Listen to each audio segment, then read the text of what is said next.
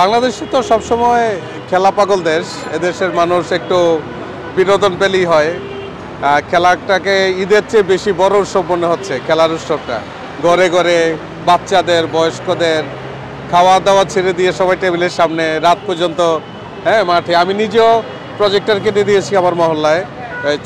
মহল্লার ছেলেমেয়েরা একটা জায়গায় বসে দেখে। একটা অবাক ব্যাপার, একটা ময়লা এটা পরিষ্কার করে ওরা প্রজেক্টর বসাইছে, চেয়ার টেবিল দিয়ে দিচ্ছে। এটা পুরো দেশ একটা উন্মাদনায় বাঁচতেছে খেলা। এটা চমৎকার, খুব ভালো একটা কাজ। বিশ্বকাপ কি সবাইকে এক সুতোয় গেঁথেছে কিনা? অবশ্যই, খেলা তো সবসময় এক সূত্রে গাঁথে। আমি একটু স্মৃতিচারণ করি যে আমার শৈশব ছোটোবেলায় যখন টেলিভিশন একবারই ছিল না, আমার বাড়িতে একটা টেলিভিশন ছিল।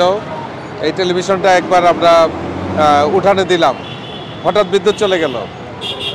উঠোনবর্তী দর্শক, বিভিন্ন গ্রাম থেকে মানুষ আসছে।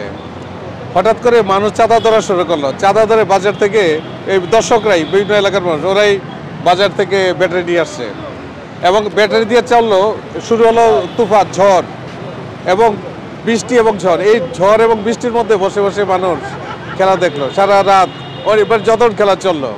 তো অবাক ব্যাপার যে খেলা মানুষকে মানে এত বড়, এতভাবে মানে একাগ্র করে রাখে, একাত্ম করে রাখে। এটা অবাক ব্যাপার, অবাক ব্যাপার। অবশ্যই বাংলাদেশের মানুষকে এক সূত্রে করে ফেলছে খেলা।